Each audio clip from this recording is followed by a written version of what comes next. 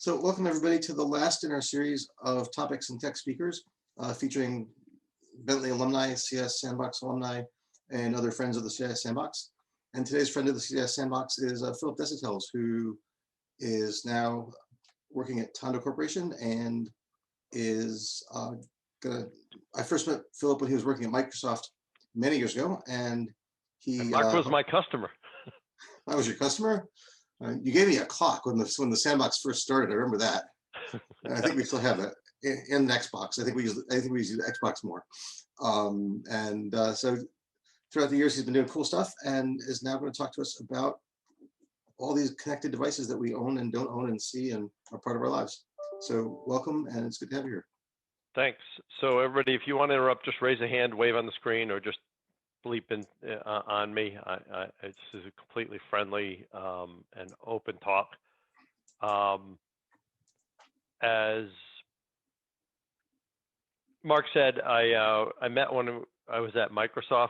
I had a couple of roles at Microsoft. I was on the product side at Microsoft, and then I was on the outbound evangelism side, which is where Mark and I connected. I did a lot of work in academia. And after Microsoft, while at Microsoft and then after Microsoft, I started getting really interested in what was emerging as connected products, pre-IoT and then IoT. And it's been really, really interesting. I'm going to put up a couple of slides, and then I'm really going to open the door and let's talk about it. The mix of majors here, or the mix of backgrounds here, is really great for this topic because while, at its heart, it's a very technical thing, right? This is a lighting controller. My company's product. This controls streetlights. We can talk about this later. It's really technical, right? It's modems and a whole bunch of electronics and a cellular connection. But at the end of the day, most IoT is a business problem. Most interesting IoT, anyway, is really a business problem. And that's why I was interested in finding out what your majors were and your concentrations were, because really, I think that's where the most interesting parts of IoT are where the technology and business and the customer all come together. So, Mark, is it okay if I share a couple of slides? You've got the power. I am taking it. Let's see. I'm going to leave it like this so I don't. Is it okay that I leave it in this mode for everybody? I'll shrink it down a little bit here. Try to. There we go. If I put it big on my, does that look okay? Sure. Okay. So what is IoT? This is IoT, the smart connected fish tank. In one of my previous lives, I had a lot of people who were connecting stuff up like this and asking us questions about it. This is IoT. I don't have this particular tractor, but if you were on early, you saw a picture of or the view out my window of my farm. I have a farm and I have tractors and other stuff, and most of that stuff is now connected. This is IoT. It's a GE oven. This is IoT. It's Elon Musk's Cybertruck. This is big IoT. This is Hoover Dam. And this is the first IoT. This is a Coke machine at Carnegie Mellon. This was 1982, and you could use a text window to connect to this Coke machine and get it to drop a Coca-Cola or other soda for you. This is really, when people talk about IoT, this is really the first device that most people talk about. It's a little murky in the beginning, but this is interesting because this, at the end of the day, isn't a big technology problem. We're not connecting up power grids or smart machines or anything. It's about solving a fun problem, right? Keeping track of what soda was in the machine and being able to trigger that soda to drop down so when you walked over, it was ready for you. The inventory problem was actually what drove this. Everybody complained all the time that there wasn't soda in the machine in the flavor they wanted. So if you've looked at IoT, actually, I'm going to pause for a minute. Has anybody looked at IoT? Has anybody done any reading IoT? What do people think of IoT? Anybody? Bueller. Who has any sort of a device that they think is connected to the internet? And if so, which device is it?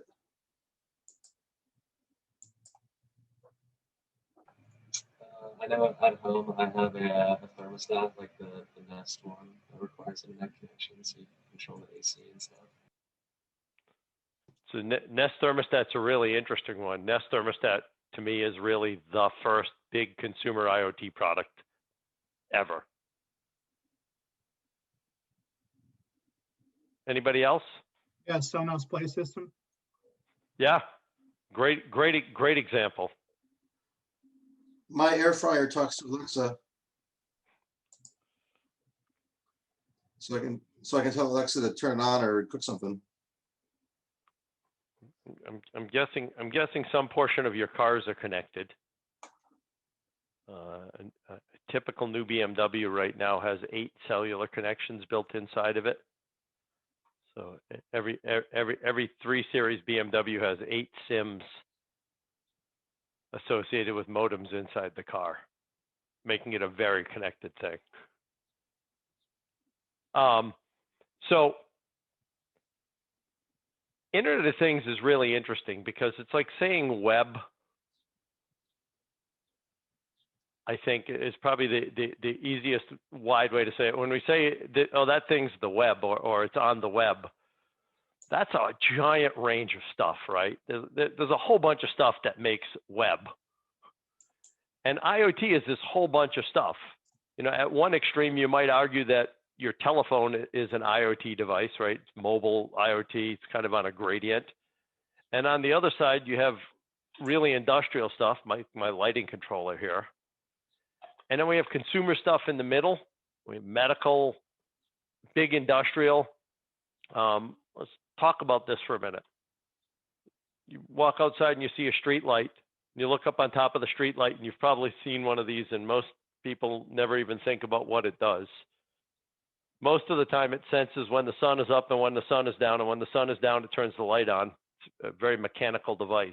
It's just a photocell. This one is a really smart controller for a light. Now, why do you think I'd want a smart controller on a light?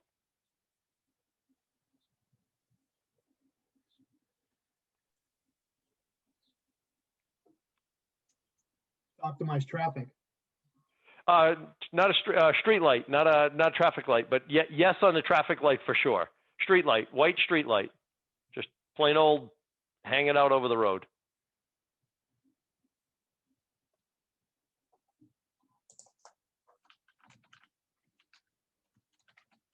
To keep track of when the bulb might go out? That's a really good one. So think about the business side of this for a minute. I'm a city like Waltham, and I have traffic lights. 5,000 to 10,000 street lights. I'm guessing there's 5,000 to 10,000 street lights in Waltham. I don't have an exact number, but given the size of the city, it's a pretty reasonable estimation. Each one of those operates all day long.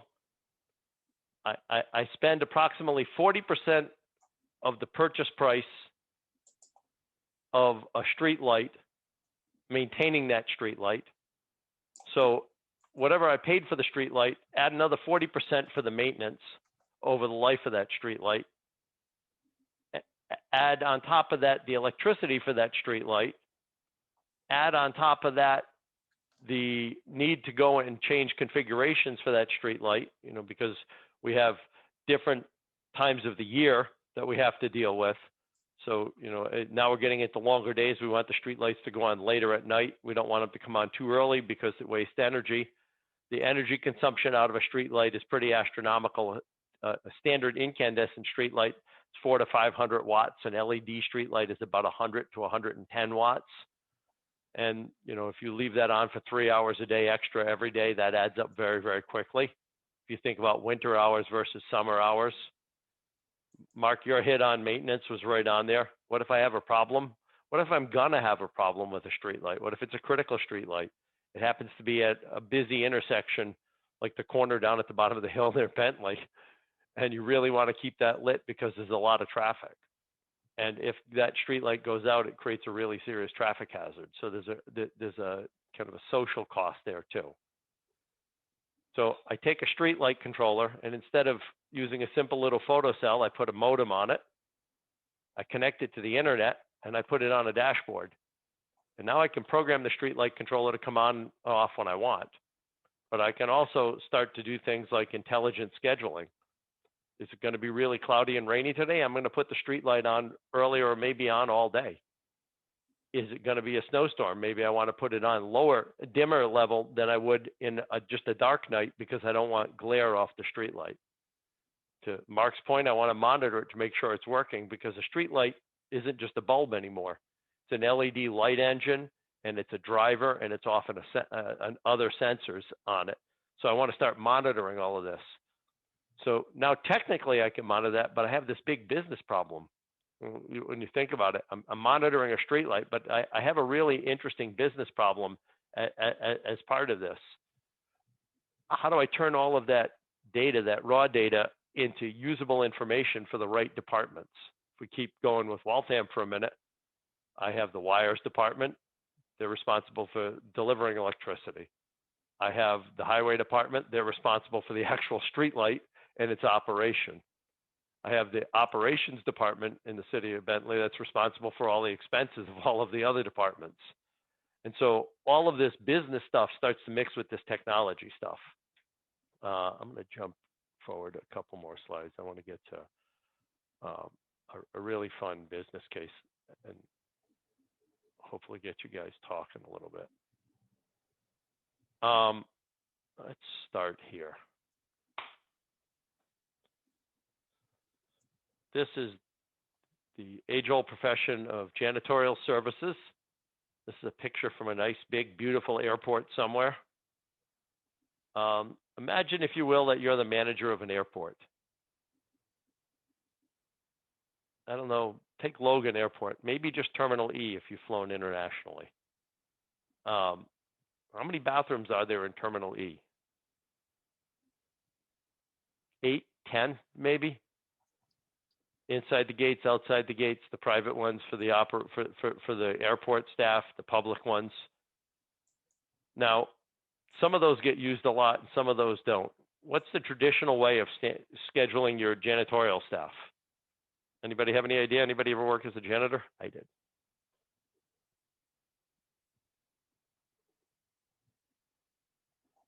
No idea?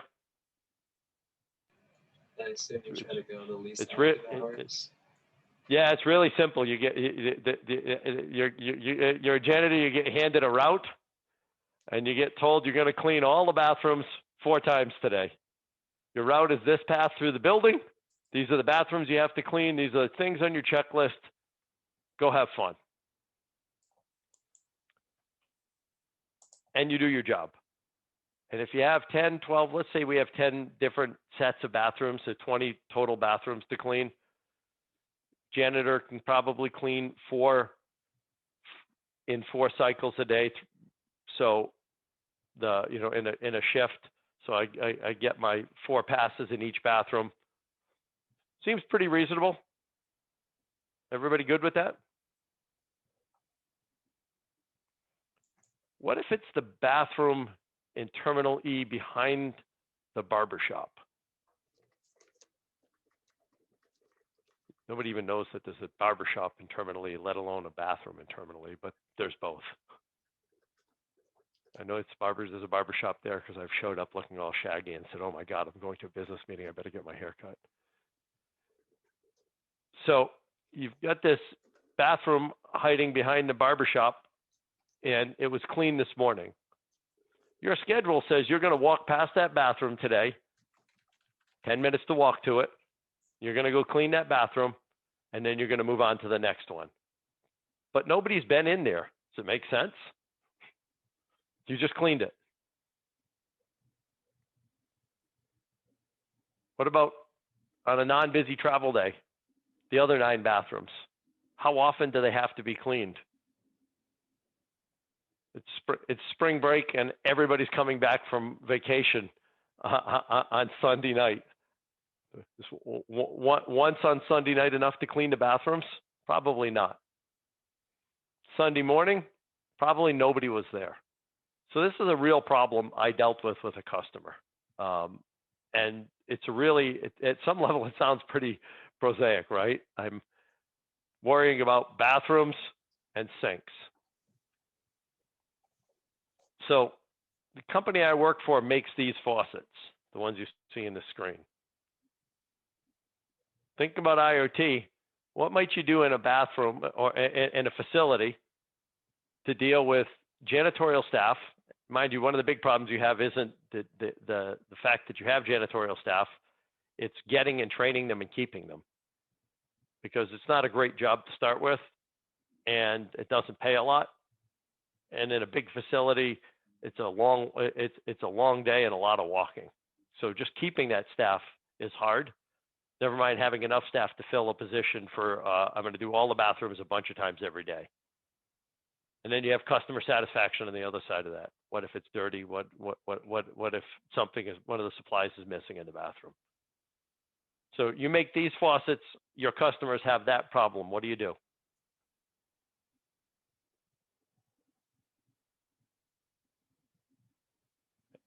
Anybody?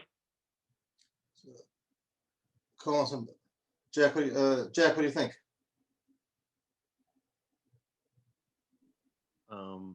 Maybe they keep track of how many people are using the bathroom. Absolutely right. So first you do a couple of studies, or you go find a couple of studies, and you make these faucets. I know that when you put your hands under the faucets, an infrared sensor turns on the water. When you put your hand under the soap, an infrared sensor turns on the soap. They don't make paper towel dispensers, so they don't measure those, but you could measure those too in a lot of places. So Jack, now we're going to start measuring how many times the faucet runs. What other data do you think they needed to know to start predicting bathroom usage?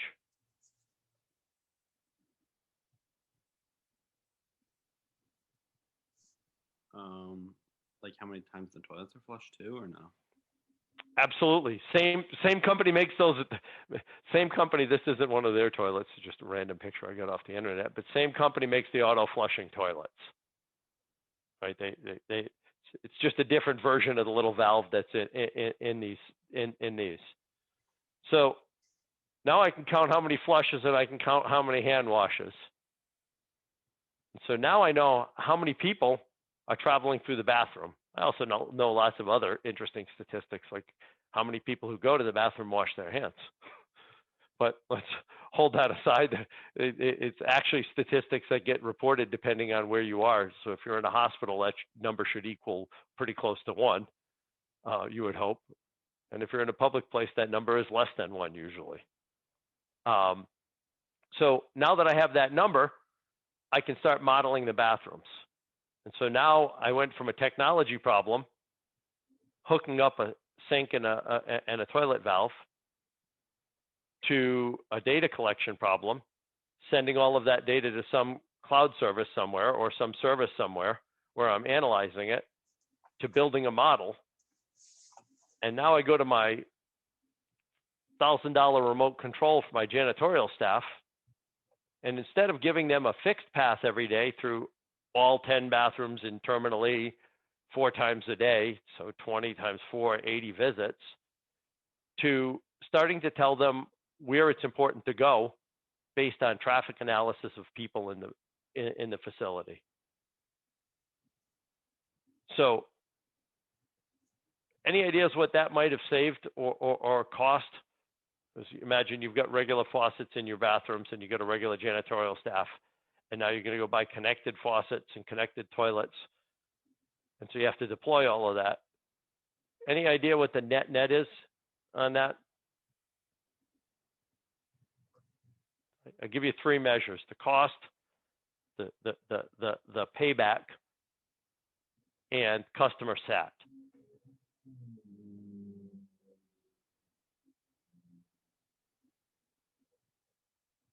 No guesses? Cost a lot. Relatively immaterial though, because the payback, if you're willing to optimize your janitorial staff, is about 3 months in a big facility. So after 3 months, your big facility is making money, but more importantly, your staff is a lot less frazzled and a lot less on a treadmill. Customer satisfaction is where this becomes a really big thing, because customer satisfaction goes up substantially in facilities that are managed like this. It goes up substantially because the facilities are cleaner, the supplies are all monitored. Jack, to your point about counting toilet flushes, I count toilet flushes. I can predict when. I don't have to put a sensor on the paper dispensers in the bathrooms. I can almost predict when I'm going to need paper in which bathrooms and deploy people to those bathrooms before it's an issue. And when I have big crowds come in for whatever reason, 3 airplanes landed at the same time, I can deploy staff in there very, very quickly. So customer sat goes up. So you get this benefit on the financial side, and you get this benefit on the customer side, and they happen simultaneously. And I think this is really where the interesting parts of IoT are. It isn't the connected fish tank, or the thermostat's an interesting one. The thermostat turns out to be a really nice. How many of you have a connected thermostat? You have one, Sean? Benjamin, you have one? Mark, do you have one? No, I wanted one, but my building isn't wired for them. Yeah, I'm one wire short. we can talk about that. I can help you fix that. Next time you're in town, come visit. I will. The connected thermostat's really interesting because if you look, I don't know, look at the Nest sales literature. It's really interesting to look at the sales literature on these products and go to the useful products. These ones that are, make my life better. I always put these little phrases underneath the products. Make my life better, make my life more convenient, save me money. Nest's big selling point is save me money. But I actually don't think that's the reason most people love having a Nest, because the save me money part doesn't work for me at all. My thermostat's not in a convenient spot where the AI that runs in the thermostat is intelligent enough to do anything. My hallway doesn't see enough traffic to be driven through, thermostat intelligence. When I was traveling a lot before the plague hit, 38 weeks a year, it was nice to be able to monitor my house when I wasn't home. It's really nice to be able to turn your heat up before you get home while you're driving home. There is some little benefits of that thermostat that far outweigh we're going to attempt to do this automated intelligence. Don't get me wrong, the save me money is good if it works. But I think these other things, which Nest doesn't really play up in their marketing, are really high points. If you look at an Ecobee thermostat versus a Nest thermostat, you see that Ecobee really plays up. They started in this saving energy space, but they really moved into they really moved heavily into the convenience and quality of life factors. So since you're all super talkative, I'm just going to try to engage you more. Nobody on here was a computer science major in a previous life except for Mark. But I think if you look at IoT, what you'll see is this huge opportunity. And this huge opportunity, if you're a developer, there's opportunity.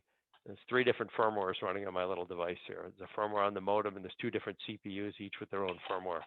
Real complicated mess. That's technical stuff. But the really interesting stuff to me on this is the business and customer side of these products. It's really getting a handle on the business and technical side of these products and turning those into business opportunities. Or alternately, understanding how this stuff works as a business person, a technical business person, CIS major, and figuring out how you can use some of this technology to solve business problems or to find business opportunities. Anybody ever been into a fast food restaurant in their life? Maybe not in the past year. Maybe not in the past year. So if the fast food restaurant has a fryolator, and if you've ever worked in a fast food restaurant, I haven't, but I've visited them a bunch. There's a fryolator, and the fryolator oil needs to be changed. And early on in the IoT, some people who understood the restaurant business came up with a really interesting company. They realized that it's very inconvenient to change the oil in a fryolator when a restaurant is operational. It means that a fryolator has to be down. It's a pain. Even stop your business. I mean, if you have two, it's less of a problem, but you've cut your capacity in half. So this becomes a real issue. What these partners figured out was that they could set up monitors on fryolators that monitored how much they're cooking, what they're cooking, how long it's being cooked, how many loads are being cooked, how many cycles the fryolator is making, and monitor them. Their business innovation was they invented a connection that goes literally on the back of the building that's an in and out tube for the fryolators. So in after-hour operation at many, many fast food restaurants, a truck shows up. Sometimes it's behind one door. Sometimes it's literally on the outside of a building in a utility box. They open up. They've gotten the signal that the fryolator needs to be changed. They hook up an out tube. They hook up an in tube. They cycle out oil. They cycle in oil, and they go. And this went from a little local business to a regional business to a national business to an international business in 5 years. It's a company you'll never hear of because nobody ever sees them. They only service the big chains. And yet they've made an incredible business by finding this business opportunity. I love these examples like the bathroom example because they're an application of technology that completely transforms a business at the same time. I'm sure you've all heard digital transformation at least 5 or 10 times this year in class. Blah, blah, blah, digital transformation, blah, blah, blah. You know, I think when you think of a company that 3 years ago was making faucets with a little infrared sensor under them and they're selling faucets in boxes, and now they're selling staff optimization tools for large facilities, you can look at that business and say that business has really transformed. They still make stuff. I mean, they literally make faucets, physically make faucets, but now instead of being a company worth 1.1 times sales or whatever a faucet manufacturer is, they're a digital company selling a digital service with a product, and they're multiple in the stock exchange they're on. They're an international company, went up from like 1.1 to like 6.5 or 6.6 of earnings. So they took a company that was traded as a regular manufacturing company, and they're now trading it as a technology company. But they're succeeding because they've combined technology and product around a business solution. So now I want you guys to ask me questions or to talk a little bit about what you're interested in this space. And tell me what you want to know about it. You all showed up to the call, so you're all interested. I really want to help you. I think this is a great domain in business. It's finally hitting its stride. You're starting to see a lot of calls for both technical and business people in businesses for IoT. 4 years ago, it was Bose and iRobot, now Roomba, looking for people.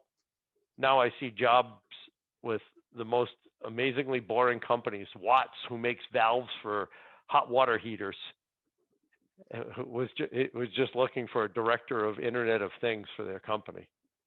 They're on the north side of Boston. There's a lot of companies that are really trying to figure out how this technology is going to impact their business, and it's adding to the staff. You had a CIO for information, maybe had a CTO if you have technology in a company. Hang on 1 second. And now you're starting to see this third domain of technology where it's the product meets technology for the customer. Sean, Steph, Ben, Cheryl, Sarah, I got on the list. Questions? It's about time, huh? Jess, do you, and anybody have a question? Yeah, I'm as far from the CS side as you get. I'm an accountant by trade with a marketing background. So the way I look at this is like an opportunity to create, and part of that is understanding it. The accounting side, I would look at, how would you capture revenue other than just selling a device? Maybe you want to make it into a service. So what accounting rules apply to the service? So this is where it becomes kind of like a conceptual thing for me to kind of wrap my head around. Yeah, Sean, you're right on it. Let's take my streetlight controller, okay? I sell this for about $70. I sell my cellular service that goes along with it. I don't actually sell it, I just resell it. And my customer buys a lighting controller. So I get some hardware money up front for it, pretty easy to account for. My customer is buying a yearly service for cellular, and they're buying a yearly service for software and feature upgrades from me, right? My service to connect them up, as well as other data services. Now the accounting gets more complex because I have a product sale on one side and I have services and pass-through services going on. Now make it more complex. Some of those are municipalities and they want to drop cash on day one and be good for 10 years. Now I have to deal with, I got money for 10 years of a product's life, and I have to account for and manage that cash flow over those 10 years. Some of that being product, some of that being service, some of that being passed through. And so that side of the accounting, the company that's building side of the accounting becomes fairly complex because these are hybrid type of devices. The business, and as a business, trying to play that out and model that is really complex. The other part where your skills might come in really handy and very interesting is in helping customers understand the value. So I just did a model where I did the dusk and dawn time for a city who's thinking of using my product. And I then went through and showed them what time streetlights work like with 4 time settings a year. Showed them what LED streetlights that are smartly controlled that can turn on at dusk and dawn are like. Added in the estimated savings from maintenance and monitoring into that, and just we pile up and build more and more complex models so that the customer can understand the value they're getting from it. Because this value side is also really complicated in the story. How much value do you get out of a Nest thermostat?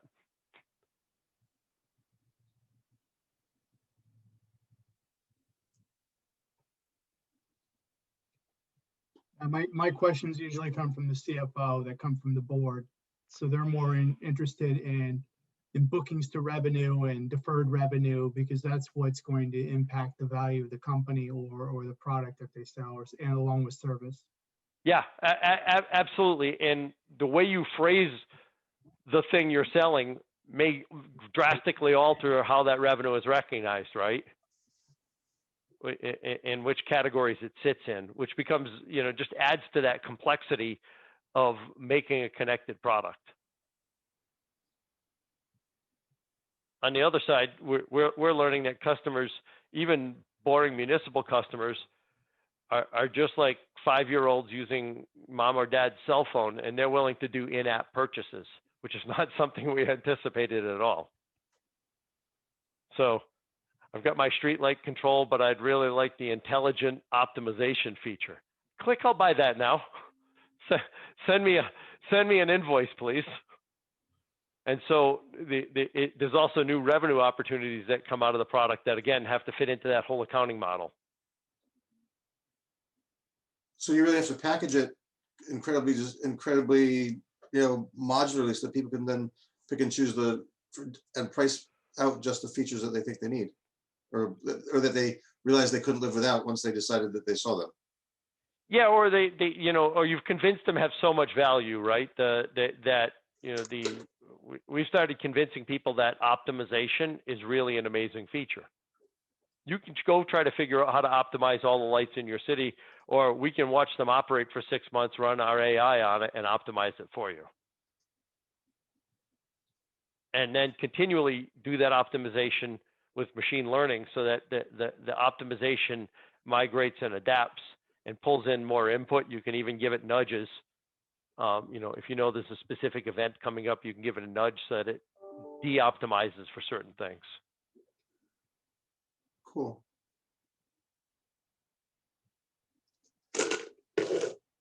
If somebody was interested in pursuing IoT as a career path, given what you know of Bentley's curriculum, what would you suggest is a way to go? So I'll split it into two sides. The business side for Sean and maybe it was Ben, who was a management major. If you guys are there, put your cameras on so we can see you. So if you'd like. Yeah, if you'd like, don't feel obliged. It's just easy. Sometimes it's easier to have a conversation with people in boxes. On the business side, especially while you have access to Bentley's resources, there's a lot of good. There's a lot of good in the analyst space, especially. There's a lot of good writing, Forrester, Gartner, and the like, that really establish a lot of the business attributes of IoT. And I'd say going out into the field and really understanding what the business attributes of IoT are. Sean, to your point, understanding accounting of products versus services versus pass-through versus, retained earnings and all of the other complexities there is one side. How do you discover spots where, in the business, this pattern, because at the end of the day, this is a pattern, right? I had a couple of slides that show the pattern of IoT. I connect something to collect data. I can maybe control that something. I use that data to make decisions. It's no different than I have a financial system that collects data on the financial state of my business, except I'm doing it with more and more disconnected pieces. Maybe I'm monitoring trucks. Maybe I'm monitoring fork trucks. Maybe I'm monitoring janitors and lavatories, monitoring doors open and doors closed. There's lots of things that can be monitored. But on the business side, Mark, to your question about the curriculum, you got a great fundamental of business. Learn these patterns and the basics. And it's really I'll call it the techno business side of things. The Gartners, the Forresters, the 451s, who are all writing and talking about this. If you understand the patterns, then talking to technology people about those patterns is relatively easy. I have this problem. I think we could monitor this part of our business in this way. I'll give you a real example. I worked with Target and we created, you ever see those easy buttons they used to have at Staples? That was easy. We created those for Target for in their stores because they were having trouble hiring people in the stores. They wanted to create buttons that would dispatch help to those people very, very quickly.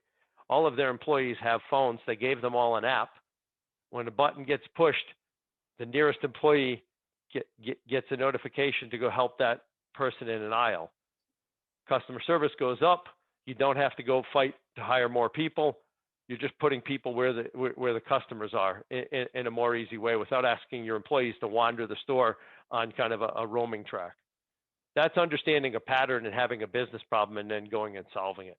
So on the business side, I think that's really the fundamental.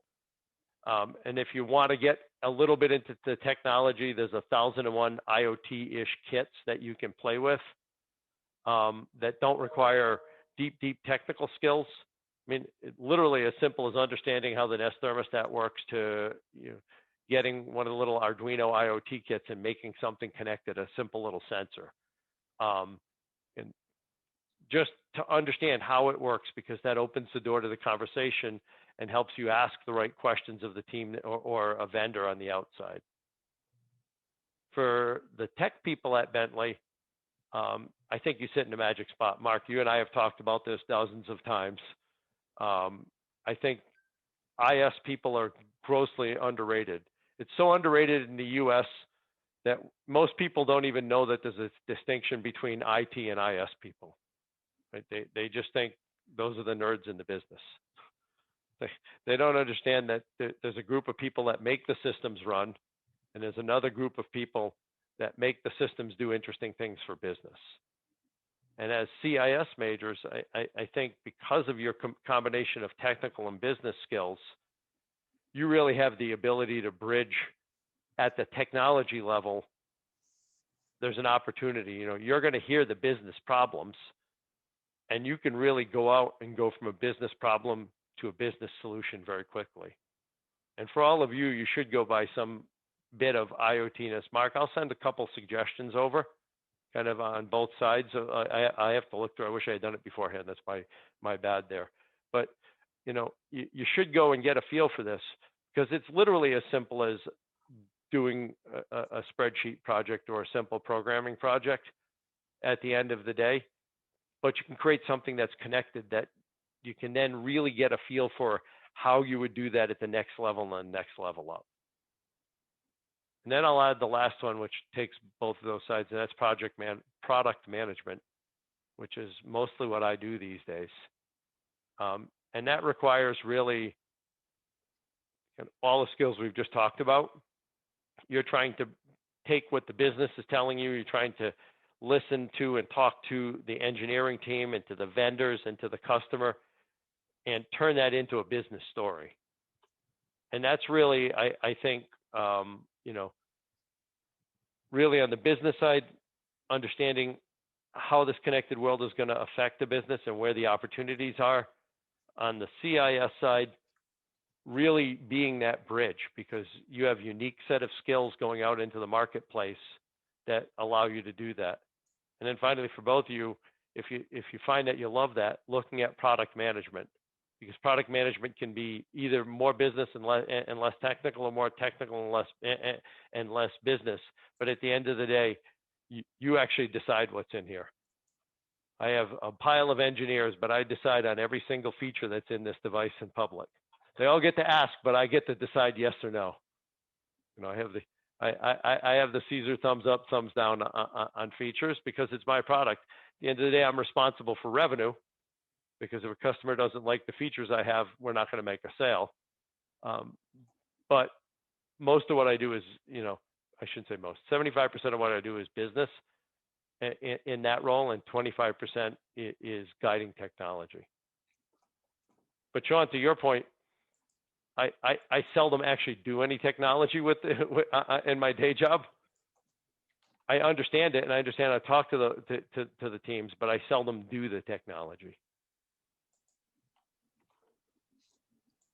So I want to ask you one thing that we haven't talked about yet, that we sometimes talk about with the people who come and see us, and that is what it's like to work in the environment that you work in. I'm going to put the link into tondoiot.com for those who haven't seen your company's website. And I know that it's a very small company and headquartered in Israel. Yeah. So what's it like working where there's, 20 people in the company, maybe 12? We just doubled in size. We're now 10. You're now 10. So what's it like working in a place where you can count the number of people who you work with like on two hands, and you probably don't get to see them ever? And how does that work in terms of funding, in terms of division of responsibility, all that? And what's your daily work connectivity like in a work world where you're clearly working from home? And do you ever see these people? Before the plague, I saw them. Pre-COVID, I spent about 2 weeks a quarter in Israel, or somewhere in the world with them. We went to Barcelona to Mobile World Congress together, and then spent an extra week in Spain because we were already there, and it was a nice place to go visit. It's interesting. I made a really conscious choice. I've worked for very big companies. I've sold my company to a very big company. My former company, piece of Log Me In, is now the IoT solution at Google. So I've seen, I worked in Microsoft and corporate and in the field, huge company, 150,000 employees. and I've worked in very small companies. I chose to come and work in a very small company that was very focused on growth. I like this period of a company's life. So to your questions, Mark, it means I get up early because my team is 7 hours ahead of me. Fortunately, Israel starts work around 9:30 or 10 o'clock in the morning and works till later in the day. So really, we only have about a 5-hour spread. So I start somewhere around 6:30 with them usually. The benefit is by 2 o'clock, they're all exhausted, maybe 3 o'clock, and I'm done for the day with them. So I have my afternoons free.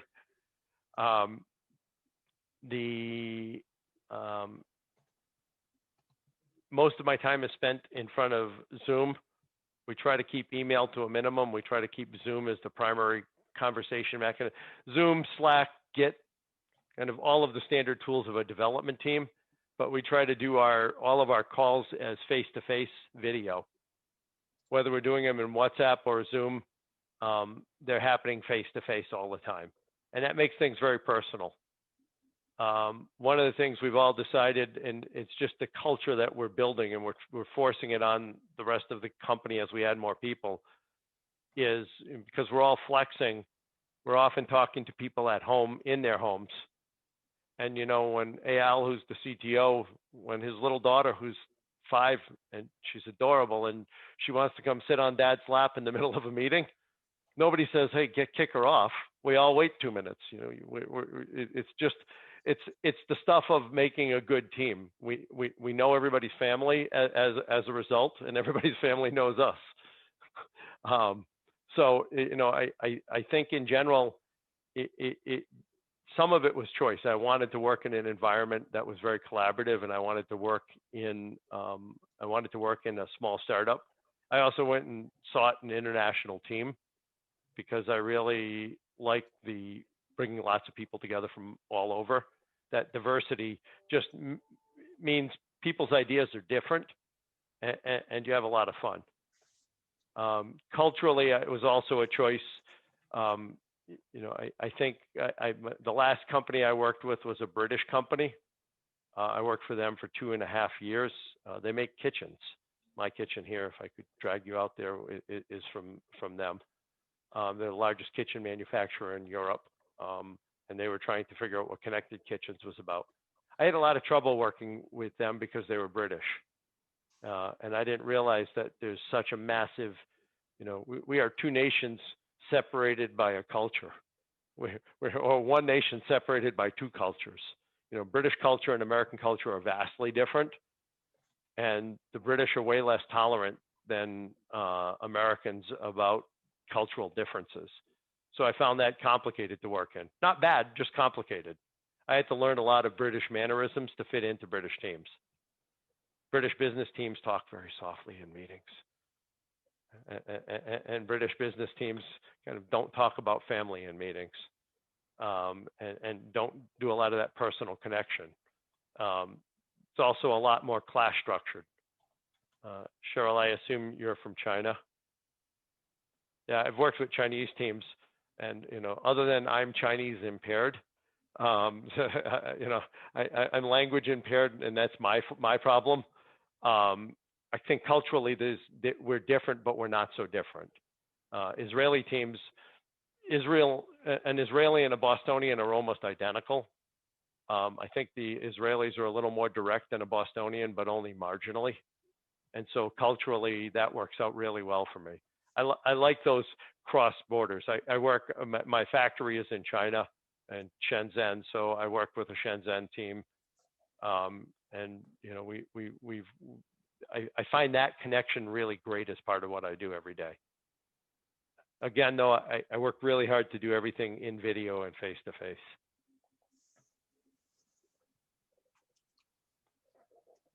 Cool. Go ahead, Cheryl.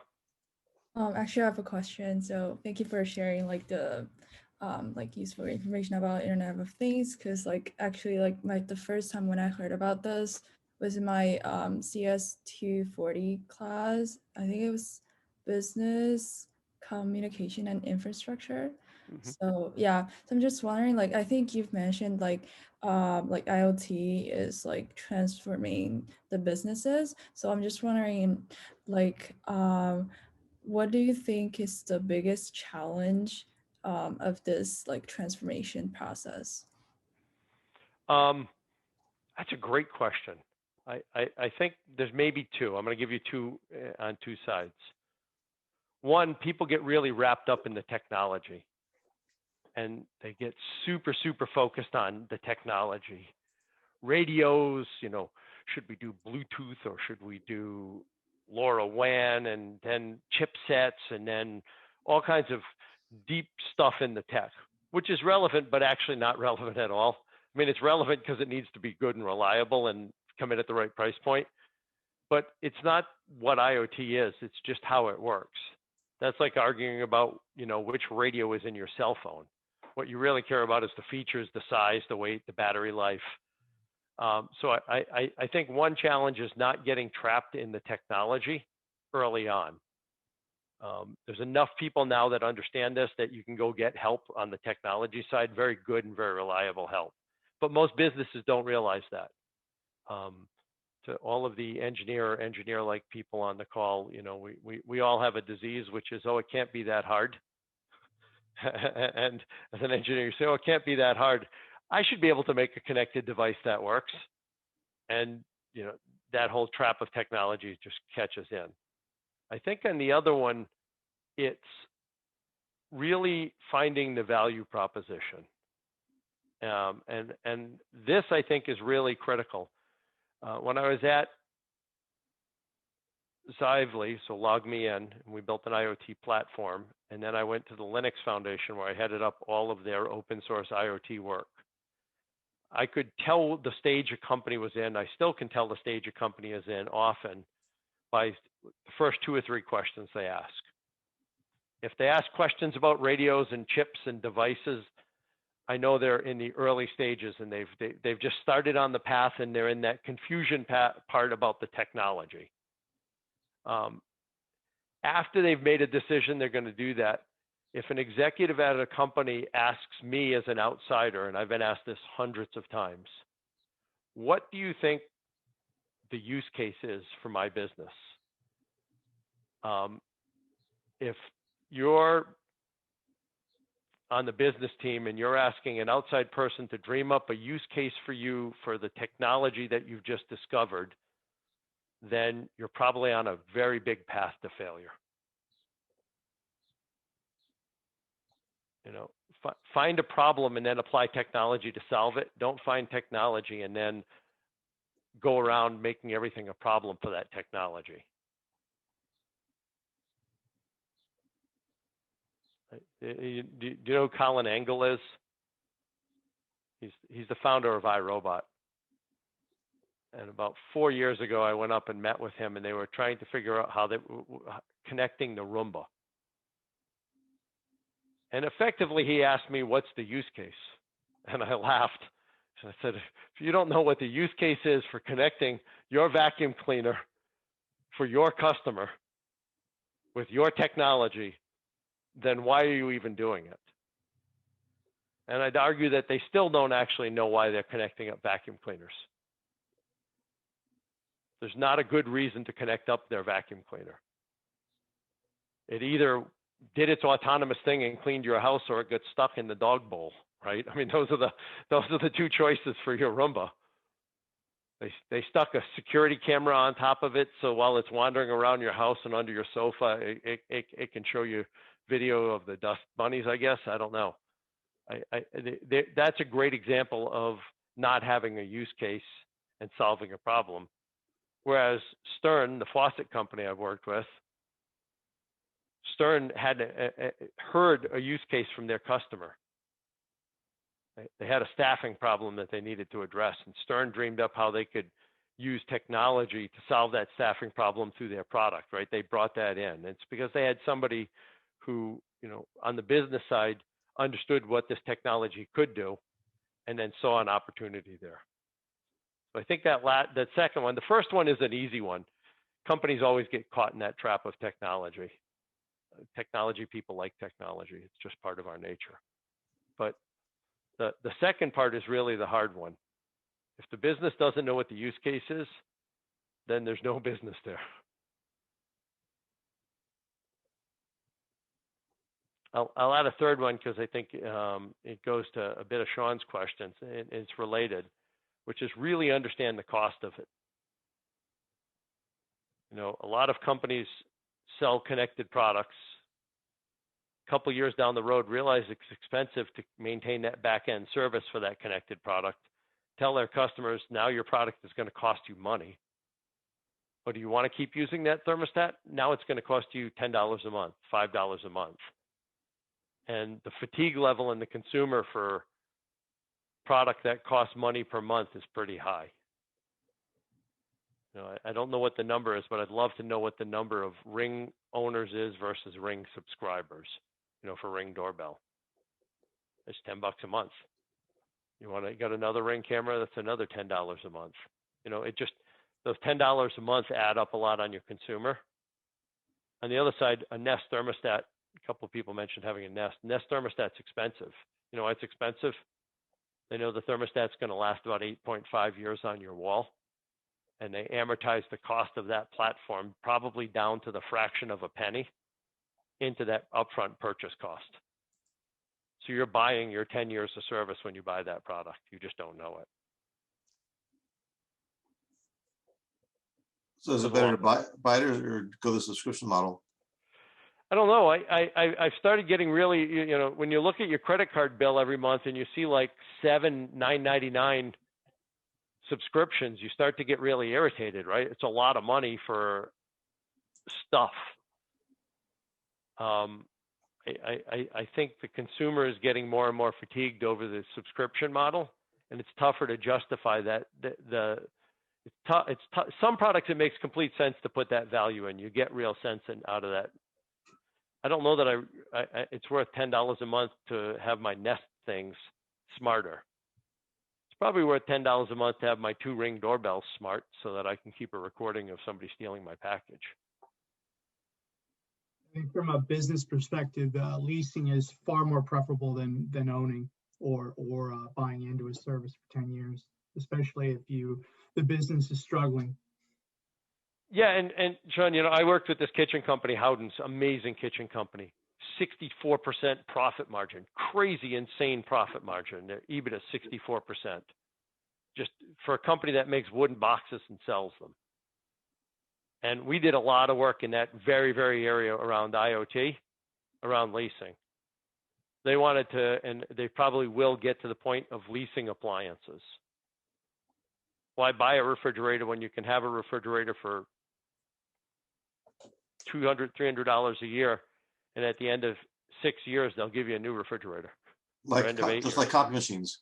Yeah, exactly the same. They're just going to bring that into the kind of the residential consumer space, where you just have refrigerator, and you just have, you know, especially in these consumable appliances, refrigerator, washer, dishwasher. They're a pain and they're expensive. Why not just let me use one over time, make it good enough to last that time, monitor it, and when it's reaching its end of productive life, just replace it for me.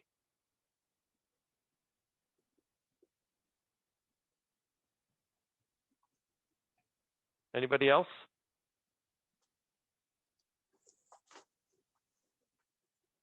What concerns around privacy are there with home that you can think of with home devices connected to the internet? I think they're a massive. We were starting to talk about this at the beginning. I seed my Alexa. I have no Alexas or Google devices in my home anymore. I have one in my workshop, and I seed it all the time with phrases. So I say stuff in it next to it that I would never ever have searched on or found in order to watch that stuff follow me along on the internet. I think there's massive, and if you ask them, they're not sending words to you know, they're not sending your audio recordings up, but they're doing pattern recognition on keywords. They have a built-in pattern recognizer. And this is me in my tinfoil hat a bit, but I think there's a lot of concern. You know, the more convenience, it's a sliding scale. convenience versus privacy. If you want the door to unlock when you come right to the door with your Yale automated lock or your August lock, it means August has to know when you're home. Why do you think that the Nest smoke alarms ask you to say which room you're putting each one of the smoke alarms in? It's convenient in your app to say the smoke alarm in the basement is going off, but it also lets Google know where you are in your home at any time of the day because there's a motion sensor in each one of those smoke alarms. And if you think about this compounded pile of data and the companies that generally have access to that data, right? The universal remote control for home IoT devices is Alexa. Her evil cousin is Google Home, but that's like a 20-to-1 ratio. So Alexa knows all the devices and what you're doing with them, and through that alone can impute a crazy amount about your lifestyle. You don't even have to ask Alexa any questions. Alexa can impute a whole bunch about you if you say turn cabinet lights on or close the garage door. That has a massive effect. And almost all of those products have terrible privacy policies. I have found none that have good privacy. I mean, I shouldn't say that. I have found a few, but they're so few and far between that it's amazing. And when you take something with a good privacy policy and attach it to something with a bad privacy policy, there's no more privacy policy. So, you know, buy a TP-Link smart plug. Folks at TP-Link are really awesome about their privacy policy. You take that TP-Link smart plug and pair it with Alexa. The Alexa privacy policy is not very good to miserable. And now the TP-Link product that you thought was really good is no longer good because you've just opened the door and said, come on in and steal my data. You've actually just said, I'm going to give it to you. So, I think it's really hard. There's a backlash against this. There's a great woman who writes a blog. She's a reporter, Stacy Higginbaum. She writes an IoT blog. It's not a very, generally not a very technical one. It's more about the business of and the industry of IoT. And she's been hammering on privacy for a long time. But it's a trade-off. I like the fact that my door opens when I show up to my house. I like the fact that my garage door opens when we drive home. You know, we're driving in the Tesla, we drive home, the garage door opens. I don't even have to push a button. It just magically opens when I get in the driveway. That's nice. I like the fact that I can talk to my toaster. Yeah, I mean, you know, there are devices that I think are really nice to talk to. It's funny, in the home, there aren't a lot of, I don't think there are a lot of great use cases yet, though. There are some, but I don't think there are a ton of really great use cases in home IoT. I actually think it's really challenging to find great use cases.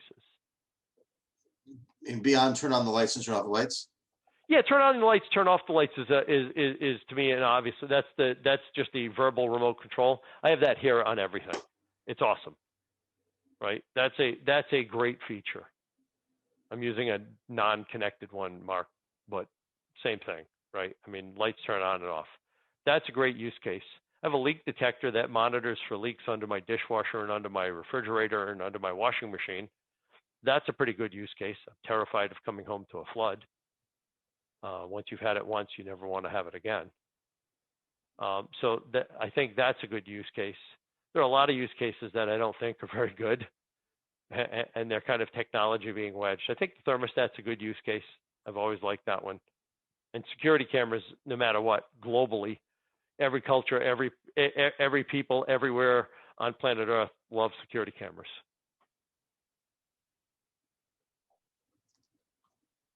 Cool. Any last comments, questions, reactions, things you didn't think about, didn't learned about, weren't sure about that we want before we wrap up today from any of you?